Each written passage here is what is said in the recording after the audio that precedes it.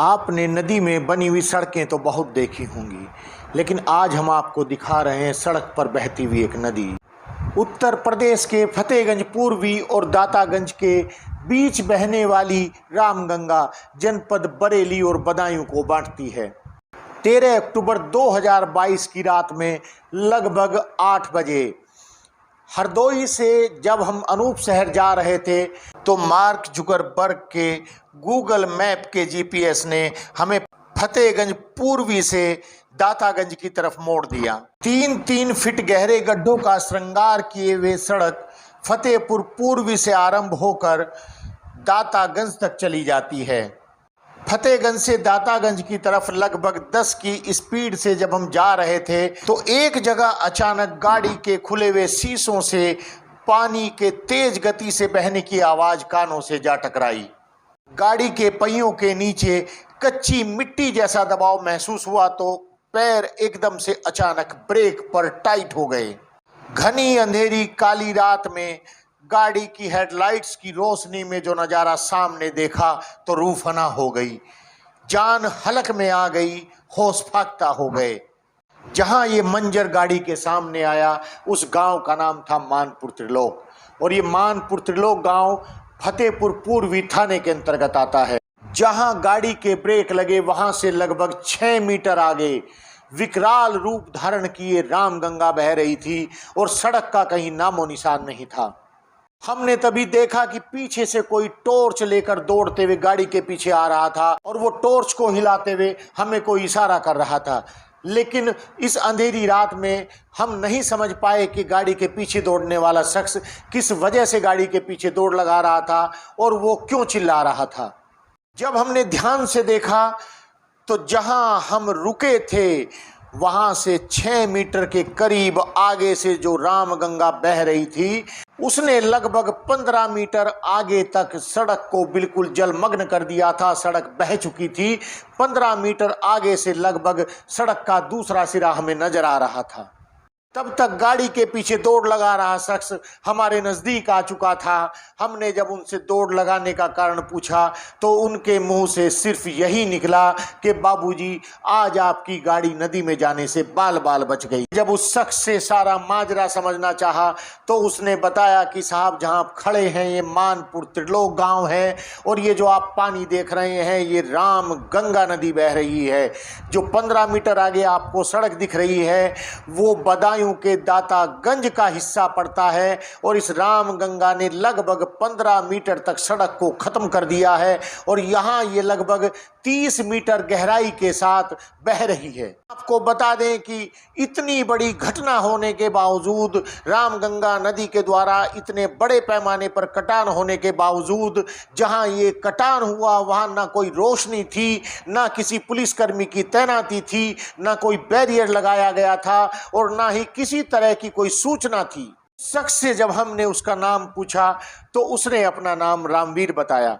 इसी दौरान आसपास के घरों से लगभग 150 से 200 लोग वहां इकट्ठा हो चुके थे। गांव के लोगों ने हमें बताया कि साहब ये रामगंगा नदी एक हफ्ते में 2 बार यहाँ बड़े पैमाने पर कटान कर चुकी है, लेकिन प्रशासन के द्वारा यहाँ कोई प्रभावी कार्रवाई नहीं की गई। हफ्ते में पिछली बार जब रामगंगा ने कटान किया था तो लोक निर्माण विभाग के द्वारा इसे कच्ची मिट्टी डाल करके पाट दिया गया था, लेकिन इस बार फिर से रामगंगा ने इस हफ्ते में दूसरी बार कटान किया है। ये भी बता दें कि जहां हमारी गाड़ी खड़ी हुई थी उसके दोनों तरफ भी रामगंगा बह रही थी, लेकिन वहां ना कोई साइड में ओट थी उस रपटे के ऊपर, ना ही कोई इंडिकेशन था। जब रामवीर के बताने पर हमने दोनों तरफ तेज गति से बह रही रामगंगा को देखा जहां हमारी गाड़ी खड़ी थी तो वास्तव में डर के मारे दिल की धड़कन बढ़ गई। वहीं उसी रपटे पर खड़े होकर के बरेली के जिलाधीश को फोन मिलाया, उन्हें सारे मामले से अवगत कराया। जिलाधिकारी ने हमें बताया कि उन्हें ये ज्ञात ही नहीं है कि दातागंज मार्ग पर इस तरह से रामगंगा ने कोई बड़े पैमाने पर कटान किया हुआ है। डीएम बरेली से फोन पर बात होने के लगभग 1 घंटे बाद मानपुर त्रिलोक गांव में पहुंचती हैं फरीदपुर तहसील की एसडीएम पारुल तरार, तहसीलदार शेर बहादुर सिंह, फरीदपुर के सीओ गौरव सिंह, सिंचाई विभाग के एएक्सियन राजेंद्र सिंह और सिंचाई विभाग के एसडीओ साथ में होते हैं फतेहगंज पूर्वी के थानाध्यक्ष धर्मेंद्र सिंह। जिस वक्त एसडीएम पारुल तरार रामगंगा नदी के उस कटान पर पहुंचती हैं तो वो बार बार एक ही बात कह रही थी, इसे कौन इश्यू बना रहा है, इसे कौन इश्यू बना रहा है। दिखाते हैं कि उस वक्त जो ग्रामीणों से बात हुई उन्होंने क्या कहा और एसडीएम साहिबा से जो बात हुई वो भी आप देखिए। मौत का सैलाब यहाँ प्रवाहित है, मौत की गंगा बह रही है, लेकिन यहाँ कहीं भी कोई इंडिकेशन नहीं है, कोई चेतावनी नहीं है, कहीं कोई बोर्ड नहीं है, कहीं कोई बैरियर नहीं है, कहीं कोई पुलिस की तैनाती नहीं है। अनवरत यहाँ से रामगंगा बह रही है और कभी भी कोई भी बड़ी दुर्घटना हो सकती है। इस वक्त हम खड़े हैं, यहाँ भी खतरा है। हम बात करते हैं यहाँ जो लोग मौजूद हैं। जी, मैं आपका नाम जानना चाहूँगा सर। रामवीर जी, इस गांव का नाम बताइए। मानपुर त्रिलोक। मानपुर त्रिलोक। ये जो मैं देख रहा हूँ, अभी आप मेरे पीछे पीछे आए हैं, मेरी गाड़ी एकदम से यहाँ रुकी। जब मुझे निगाह पड़ी तो क्या ये संभव था कि अगर मेरी निगाह न पड़ती गाड़ी मेरी गंगा के अंदर चली जाती, समा जाती, गंगा के अंदर समा जाती। ये जो पुलिया टूटी हुई है, पुलिया नहीं रोड है, ये जो रोड टूटी हुई है कितने दिन से टूटी हुई है? इसे तो एक हफ्ता में 2 बार सही हो चुकी, लेकिन सही मिट्टी डलवाई फिर कट गई। मतलब मिट्टी डलवाते हैं केवल? मिट्टी डलवाई। तो यहाँ कोई पुलिस की व्यवस्था नहीं है? थोड़ा सा आप सब लोग इधर आ जाएं ताकि सब लोग नजर आ जाएं। जी, रोशनी से इधर आ जाएं, रोशनी से। एक चीज और बताइए रामवीर जी, जहाँ हम खड़े हैं यहाँ भी मिट्टी नीचे दब रही है, तो यहाँ कितना खतरा है? यहाँ सब खतरा है साहब। ये तो जा सकती है, ये जा सकती है। अच्छा, यहाँ थोड़ा सा इधर आ जाएं हम लोग, क्योंकि यहाँ थोड़ा सा हमें लगता है कि सीमेंट है। जी जी, रामवीर जी एक बात बताइए, ये जो सड़क है जो फतेहगंज से दातागंज चली जाती है, ये कितने बरस से टूटी हुई है? ये करीब 7-8 वर्ष हो। योगी जी ने तो कहा था गड्ढा मुक्त कर दूंगा सड़कों को। यहाँ तो साहब 8 साल से ऐसे ही, और आप फतेहगंज से आए भी हैं तो वहाँ आपने देखा भी होगा। हाँ, पूरी सड़क में गड्ढे हैं, वो भी हम दिखाएंगे। 1.5 मिनट की हमने करीब कवरेज की है रास्ते में। जी रामवीर जी, यहाँ विधायक किस पार्टी का है? बीजेपी। क्या नाम है विधायक का? प्रोफेसर डॉक्टर श्याम बिहारी लाल। डॉक्टर श्याम बिहारी लाल। यहाँ भारतीय जनता पार्टी की विधानसभा कौन सी लगती है? यहाँ फरीदपुर विधानसभा। बता रहे हैं कि डॉक्टर श्याम बिहारी लाल यहाँ भारतीय जनता पार्टी के विधायक है। रामवीर जी, कभी विधायक आए यहाँ बीजेपी के? वोट मांगिए तब सुना है। वोट मांगने के बाद नहीं आए। क्या कहना चाहेंगे आप ऐसे नेता को? बिल्कुल निडर होकर के कहिए मिडनाइट एक्सप्रेस के कैमरे के सामने, ऐसे नेता के लिए क्या कहना चाहेंगे आप? ऐसे नेता को तो यहाँ वोट देने का ही अधिकार नहीं। यहाँ सांसद कौन से लगते हैं? सांसद धर्मेंद्र कश्यप। कोई भी फतेहगंज से जब 17-18 किलोमीटर आ जाता है उसको ये हालत नजर आती है। अब वो वापस 17 से 18 किलोमीटर वापस जाएगा, अगर वो बच गया, उसकी निगाह पड़ गई। आप वेग देख सकते हैं रामगंगा का, यहाँ कोई स्थिर पानी नहीं है।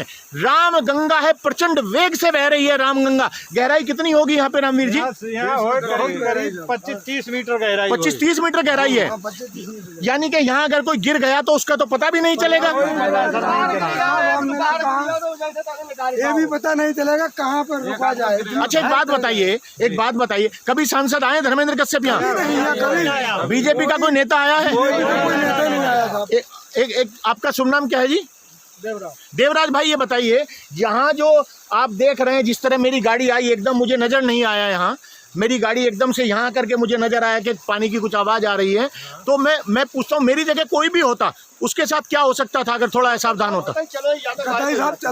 इसके अंदर चली जाती गाड़ी। एक बात और बताइए, यहाँ ये जो मैं कह रहा हूँ मौत की नदी बह रही है सीधे सीधे, अगर यहाँ कोई इंडिकेशन लगाया हुआ है, कोई सूचना लगाई है सरकार ने, विभाग ने? कोई किसी को तैनात किया है यहाँ?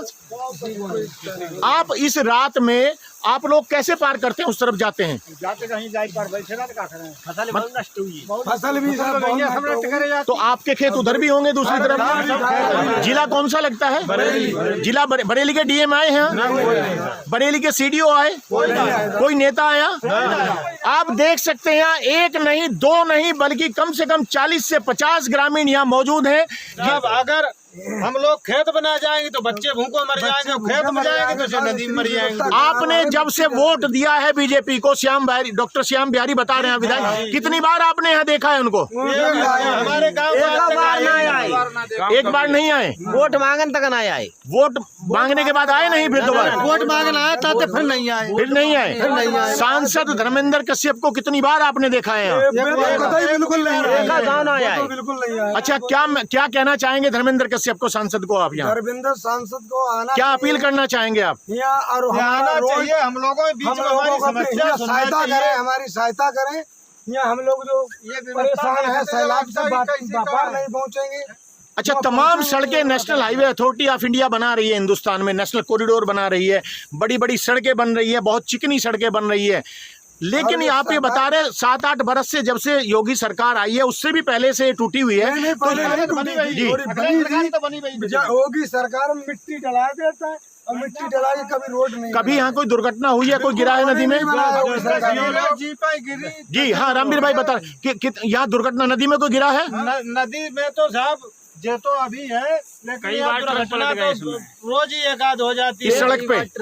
एक साहब ट्रक उल्पंटो जिंदरी वारो यहाँ रखा नदी में गाड़ी गिर गई। माननीय मुख्यमंत्री जी को हमारे किसानों को यहाँ मुआवजा देना चाहिए, जो क्या खाएं, जो हमारी फसल नष्ट हो जाती है और वो उजड़ती हैं, जो अभी देख भी नहीं पाएंगे।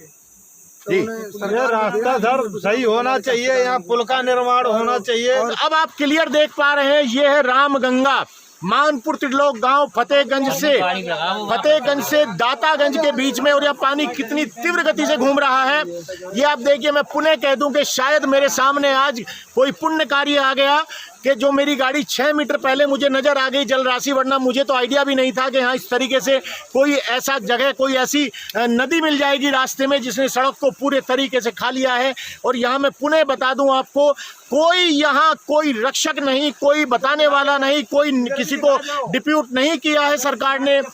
ये आप देख सकते हैं कि भीषण वेग, और यह जो व्यक्ति अपनी गाड़ी से, मोटरसाइकिल से, मैं कहूँगा मोटरसाइकिल से तो फिर भी नजर आ जाएगा, गाड़ी के अंदर से रात में नजर आना बहुत मुश्किल होता है। जो पानी है, पानी अंधेरे में काला दिख रहा है आपको। तो यह है मानपुर त्रिलोक गांव, जो कि फरीदपुर तहसील में आता है। जी ये देखिए, हाँ क्या बता रहे हैं जयपाल जी? देखिए इतना जो पानी, ये देखिए आप, ये भयानक गति से और बहुत ज्यादा मात्रा में पानी यहाँ है। रामगंगा चूंकि बेहद बड़ी नदियों में गिनी जाती है देश की, और जिस पुलिया पे हम खड़े हैं उससे टच होकर के पानी बह रहा है। ये देखिए सर, थोड़ा पीछे चूंकि ये लोग सही कह रहे हैं, जो यहाँ ग्रामीण है, रामवीर जी हैं, जयपाल सिंह है, कि पीछे सर थोड़ा रहिए। आपको भी मैं कहूँगा पीछे आ जाइए आप लोग, क्योंकि कई जगह ऐसा हो चुका है कि एकदम टूटी है पुलिया। क्या इशू है? इशू कुछ नहीं है, पानी